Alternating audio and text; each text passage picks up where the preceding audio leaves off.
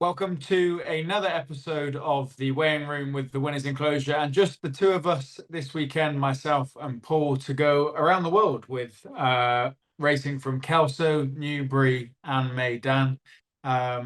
James isn't with us; he's romancing out in Poland. So the pair of us. But Paul, I think a congratulations is in order for yourself as well. Another little one for yourself. Yeah, thanks a million, Frankie. Yeah, we had a Kiva Michelle Callaghan was born at 9 minutes past 4 on Tuesday afternoon. So we're absolutely delighted. Mother and baby are flying, and they got home earlier on this afternoon. So kept busy enough now. So can't complain. Yeah. All's great. Good. All's great. A delighted but probably a tired Paul Callaghan.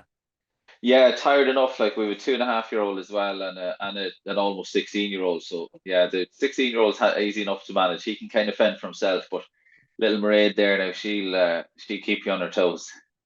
Two girls to keep you busy now Exactly, yeah. then. Do another man on the team there so we could.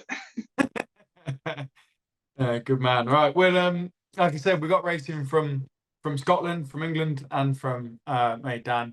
We will start with Kelso, and we will run through the four there. There's some juicy handicaps to get stuck into, actually. Hopefully, there's a few prices that we can manage to put up on Saturday. It's hard enough to find a winner in these handicaps, but if you do, you do sometimes find a bit of value. So we're going to start with the 150 at Kelso.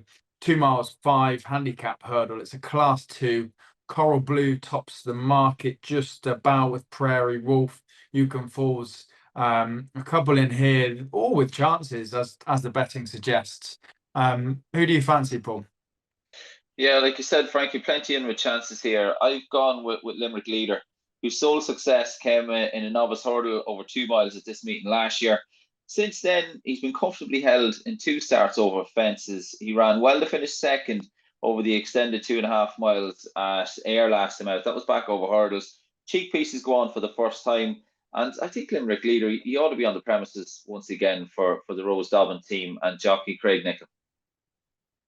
Limerick Leader for Paul. For myself, just a couple of notches up in the market, around tens at the moment. Salvino, seventh when last seen at Musselburgh, but that's not really a true representation of his run that day. He was hampered at the last, and he was never going to go and win the race. But 11 lengths, I think seventh is not a true rep of what this horse actually ran to. And I don't mind a horse that's dabbled around 3 miles and coming back to 2 mile 5 at Kelso, because there is that testing uphill finish that you've got to stay. So I almost see like 2 mile 5 round Kelso as close to a 3 miler race in some ways. Second the last twice before that in similar sort of handicaps, and then has won round Kelso as well. Again, I like horses with course form around here. It seems to be a course where horses that win here continue to win here and potentially outperform some of their other performances. So Salvino for me in the first. There's two each way stabs from the pair of us, around 10s, 12 to 1s. As I said, it is competitive, but hopefully some juicy prizes. The next we'll look at is the next race at Kelso, the 225, a proper staying test for hurdlers, 3 miles and 2 furlongs. They've got to go. Another class 2. Jetlegs tops the market. Spike Jones for the Drinkwaters in behind with Theme Tune. And Lucinda Russell has Ines Orr, I think you might like as well as myself, Paul. I do, Frankie. I do. I'm from the team that brought one for Archer and Corrick Rambler last week. I do. I think in a show, found life tough in the Grade 2, ran some hurdle at Haydock last time out. Prior to that, he won a novice hurdle for the Stairs division at Musselburgh, beating the Paul Nichols train Outlaw Peter in the second place. He'll need to jump a bit better. Jumping can be a bit iffy. I think he had a tendency to jump out to his right last time out. He wasn't the sharpest round Musselburgh. Musselburgh is quite sharp anyway. But over the 3 miles and 2 here, and like you said, it does take a bit of getting at Kelso. They should go that half a stride slower, which in theory will help in a show with his jumping. And yeah, I think he ought to go close here. It's right about the 92 marks. Very, very little separating the top four, is there, in the betting? Like, it's quite an open affair for a small field, but in the show gets my vote. Yep, same for me as mentioned, for the same reasons, really. You mentioned there beating Outlaw Peter at, God, where was that? Musselburgh, yeah. Outlaw Yeah. Peter now rated 135 and held in decent regard by the Nichols Yard. I think that bit of form alone is good enough to have a crack it's not the best Class 2 handicap you'll see, is it? There's none in here that I think No. are potentially really progressive. Most of these, you probably know where you stand with them.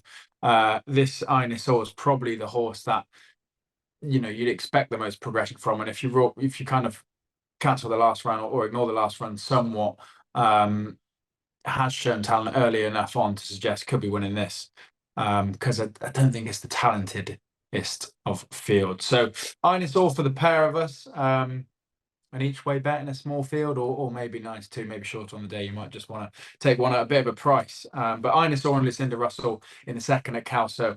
The third race at Kelso, the 3 o'clock, 2 miles they've got to go. The Mares Novice Handicap Hurdle. Again, I mean, like I did mention at the top of the show, there's prices.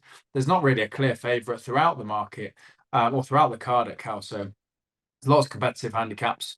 Bonte, a popular mare, won or came second, was it, to Queen Gattenbull around Cheltenham? James de Belay, we've got their autumn return. Don McCain's got one. The John Joe team have sent one up. Where are we looking, Paul? I've gone with Bonte. I found it hard just to look elsewhere. One I quite liked was Autumn Return, but I do think Ruth Jefferson's charge might just come up short here to Bonte, who's just win from 3 starts over hurdles. Finished behind Jane de Burley. I think was a beaten favourite. Jane de Burley reopposes here, but was a beaten favourite on that occasion. That was at Lingfield back in December. Then was put in a smart performance for that victory. That was at Exeter back in February. She was no match for the Ollie Murphy trains Harvery at Market Raisin last time out, but she was well clear of the third. I know she was roughly about 6 lengths clear of the third, but a comfortable 6 lengths.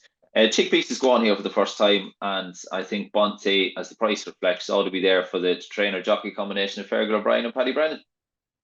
Same boat again, Paul. We know there's going to be This the could be very storyline. good.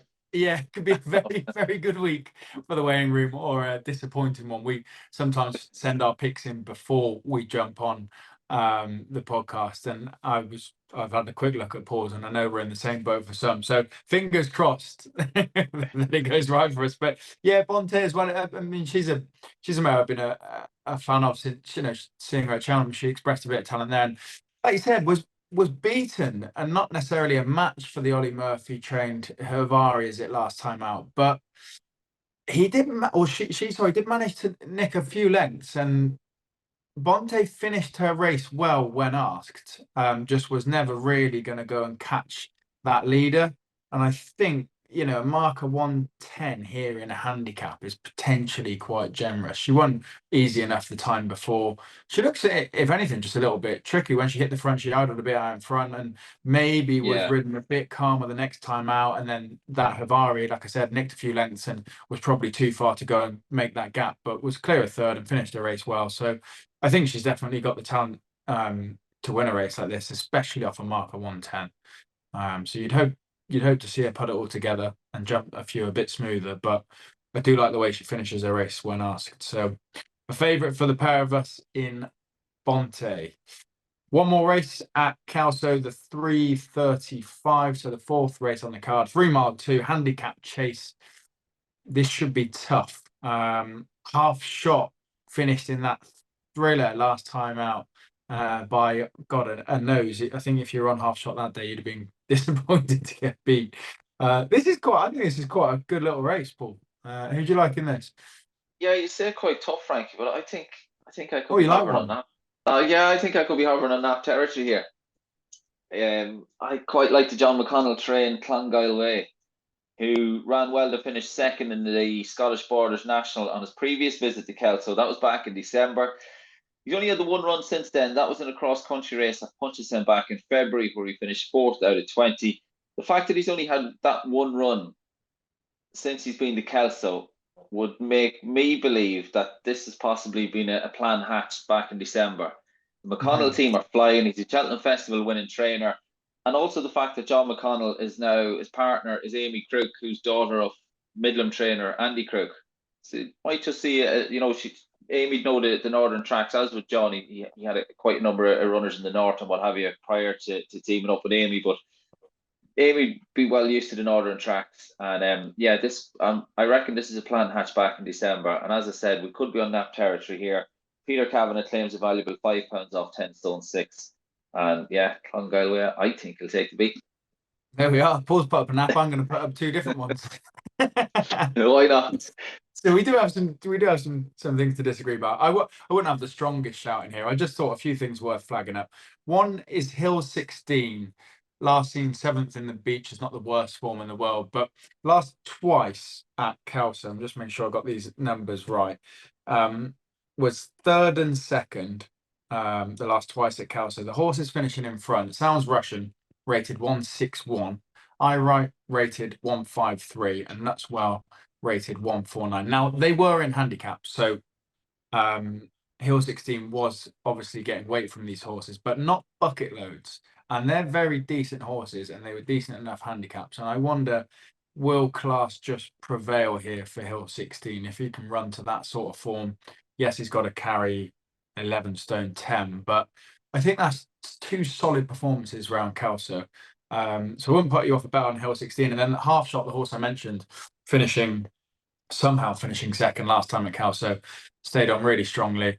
Has never gone 3 miles, but has 6 point-to-points over 3 miles. So you wouldn't think the trip would be an issue for Half Shot, and they might be coming back for a bit of revenge after just going down a very, very, very short, small whisker last time out. So they're the two I flagged up, but Paul's seen a plan. He likes what he sees. So you might want to stick with Clongal Way for the McConnells. Moving across now to Newbury, we'll go next. We got 3, I think, to cover from Newbury, starting with the first race, the 130. Again, we've got another handicap hurdle, 2 miles 3, they got to go. Inniston tops the market for the Moors. Where are you looking, Paul? I've gone again wide open, Frankie, but the one I've gone with is Atalanta Brave, who's 2 from 3 over hurdles to date. Was always doing enough to score at Hereford last time out, but was a good winner at Chepstow the time before that. And I thought the manner of that Chepstow victory would indicate I think Newbury will suit. Like, you're a good half mile from when you straighten up for home here. A wide open affair. Atlanta Braves right about the 8-1 mark, and I think there's gets my vote here for Kerry Lee and jockey Richard Patrick. Yep, same boat.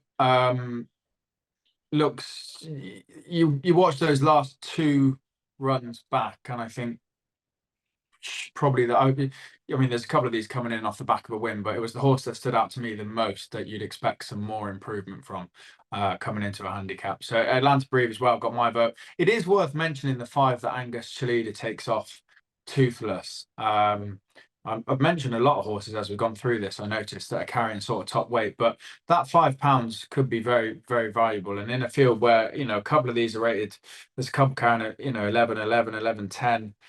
That nearly puts Toothless into sort of midfield in terms of weight rankings and what they got to carry here. So Angus Chalida definitely takes off a valuable 5. But I just think Atlanta Brave will improve.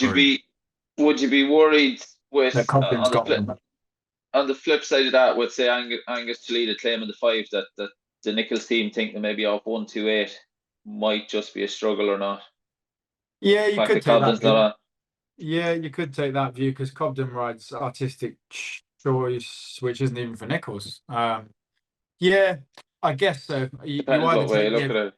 you take the opinion that they've stuck him on because they think that 5 could be the difference to win or lose, or you think, yeah, they've stuck him on because he really needs that 5 off. Like, yeah, Yeah. every little So help.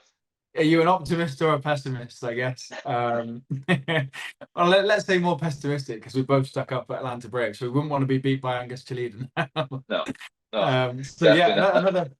another selection for the pair of us, and again another nice each way price. So at least if we're in the frame, we're not doing too badly so far. The 205, the next race, 2.5 miles, a handicap chase, class 2 race, Cheltenham without the sea, tops the market for the Skeltons.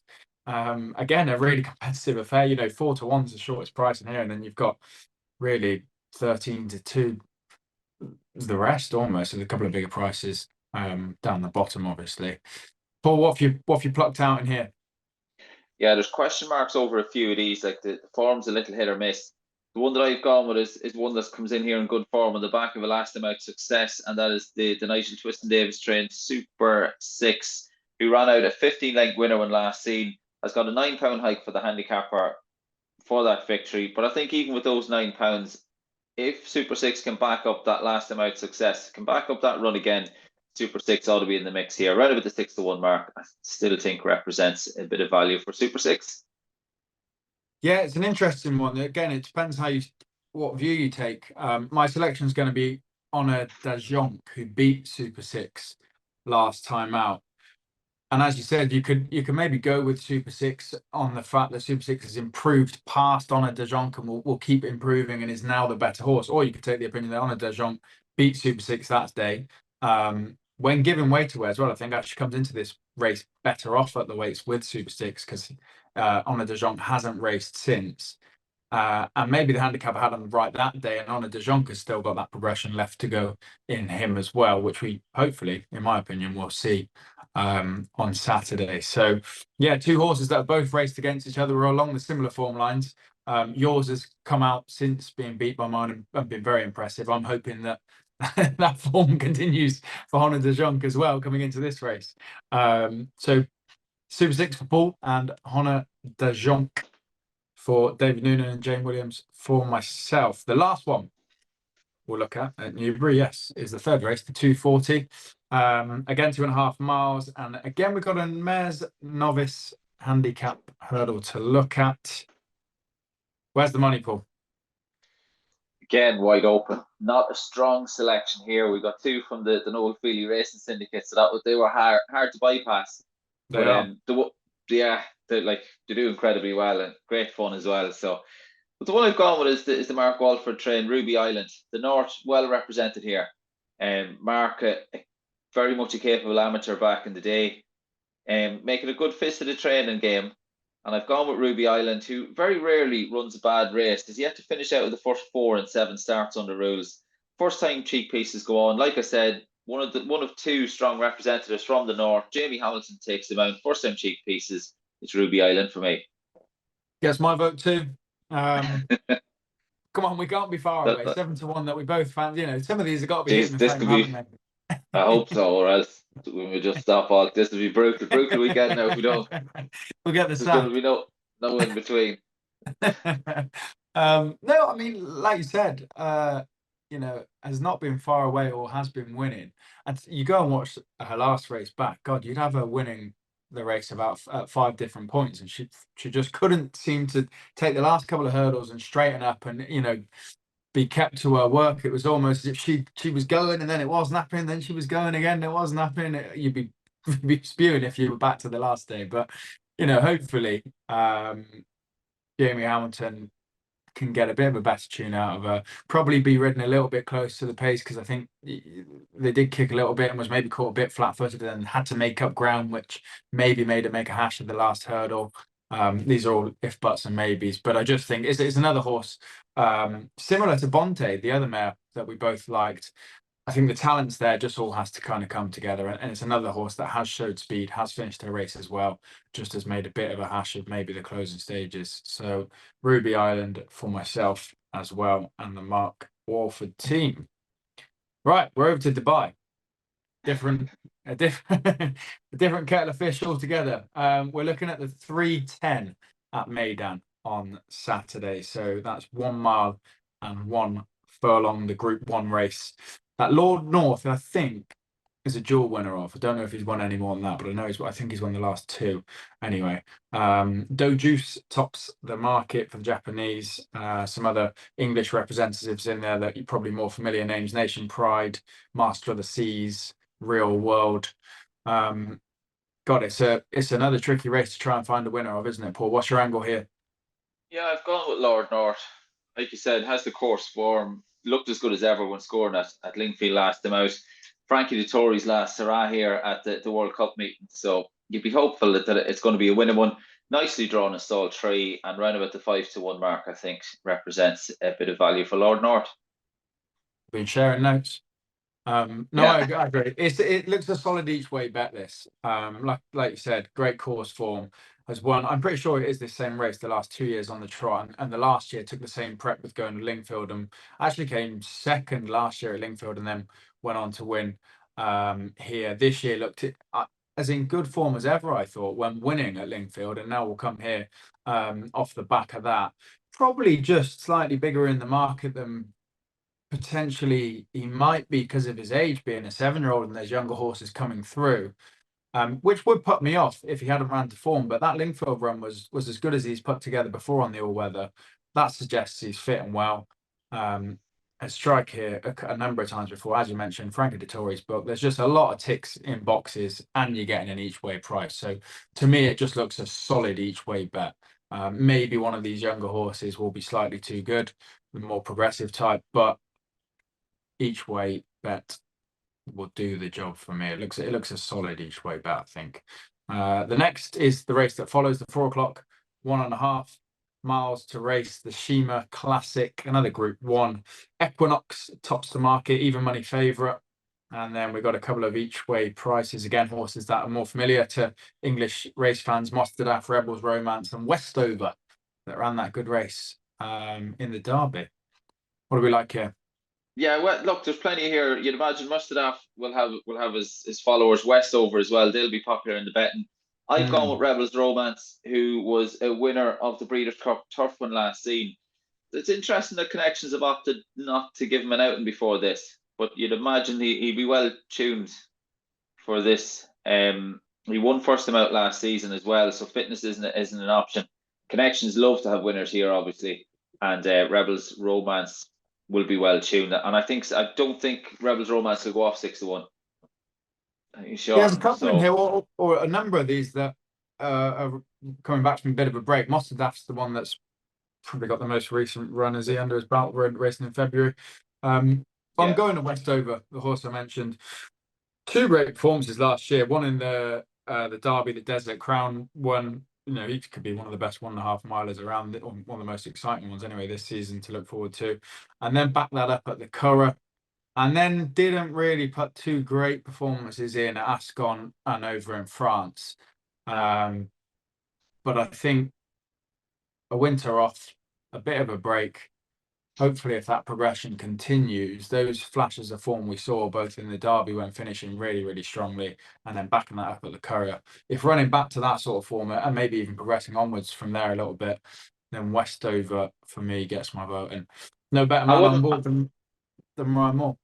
No, and I wouldn't put anyone off having a small each way wager on Botanic, who's had the benefit of a recent run. One of the few, actually, Frankie, as you mentioned, that's had the benefit of a recent outing. Coming over from France from the Andre Farbe Yard, was third, was only beaten 2 lengths, finished third of 5 at Chantilly when last seen on the 4th of March. Miguel Barcelona knows where the winning post is around Madan. He's around about the 20-1 mark. He could do worse than have a couple of quid each way on Botanic. Nicely drawn as well in 5. There we are. The last one we're going to look at then to close off at Meydan is the last race at Meydan, the 4:35, 1 mile 2 furlong, Dubai World Cup Group 1. And I'm taking a stab at one. It's hard to know where to place these form lines with the American runners, the Japanese runners, the English runners. But Shane Murphy's booked on T.O. Keynes, an each way price. He's a very talented and very hungry jockey this year. He likes to ride these horses in these big races and for these connections. I know they're all trying. But he'll be put up on one that's definitely in with a decent chance. So it's a bit of not a swing in the dark, because he's ran to good form in Group 1s and has posted good RPRs, of course, as they all have. But I'm definitely not an overseas flat racing expert. But I'll take Sheen Murphy's talent. I'll see 12-1, and I'll have an each way bet to finish. And I think you're doing the same, Paul. Yeah, I am, Frankie. Has a bit of form on dirt. Was second on the dirt one last season, most recent effort. That was a Kawasaki, and that factoring in with a nice draw in stall 6. Country Grammar's drawn out in 14. I think it's going to be a fair. It is going to have to be some performance from the saddle and from the horse to get up from there. Yeah, Valgier's the Doyler on board for Simon and Ed. Christopher drawn out in 13. Is not ideal either. So T.O. Keynes has the form in the book, a nice draw, and as you mentioned, the price, Oisin Murphy booked, ticks a lot of boxes and sure to be popular. So yeah, T.O. Keynes. To actually tell you, one of my small claims to fame, Frankie, was that I managed to sit on a World Cup winner back in the day. Did you? many moons ago. I spent 3 summers riding out for Mark Johnson, and was lucky enough to be let loose on Monterosso, who went on to win it under Barcelona. I think Ah, he won it back class. in 2012. I Yeah. think he won it. So yeah, he was obviously he Did was a nice you? 2 year old. I was going to say, could you feel that at the time? Yeah, you could. Yeah. You could. He was. Mark wouldn't do an awful lot of gallop and a fast work. You do good, strong canters and what have you, and he'd just be climbing out. You'd be in third gear. I wouldn't say climbing over the back of the horse in front of you, but he'd find it wouldn't feel like you were going very fast. Yeah. Um, he was just, Just it was chewing up effortless to him. ground. Yeah, and he's so mature as well for his age back then. Like as a 2 year old, he was unraced at the time, but anyone could ride him. Like so quiet, so mature and professional. But yeah, he had some engine. Like Maybe not quite me to ride him, but anyone at the ah, yard you would. anyway. Right. Let's finish with some naps. Yeah, I know you mentioned one earlier, but if that is where you're going, just run back over it. Yeah, well, with since Baby Quiva arrived, I obviously haven't had a look at the dog, so I'm Dundalk's gonna taking the back stick. seat. You might get told off from the missus if you're studying Dundalk instead of on duty. Exactly, exactly. I have to stick to the program this week. Like I said earlier, nap territory was in the 3:35 at Kelso. That's where I'm off, and I went to John McConnell, trained at Clongilway. Clongo away for yourself. I'm going to stick with one we both like. Bonte in the mare's novice handicap hurdle. That's the 3 o'clock at Kelso. Bonte for the O'Brien team is the favourite, but rightly so in my opinion. That's all. We won't keep you any longer. Paul's probably going to catch some rest or he'll be on duty. James, as I said, is romancing overseas, so hopefully he'll be back next week. We'll get the three of us together, and fingers crossed, we haven't just rattled through 8 or 10 races, however many it is, 10 races with about 5 of them as the same selections and no Same winners. So boat. Paul, we'll be walking back in next week as heroes or with our tails between our legs. But whatever you get up to, enjoy your racing, gamble responsibly. Saturday racing is what it's all about. And we got it, as I said, from Kelso, from Newbury, and from Meydan. We'll be back next week. That's all for this week's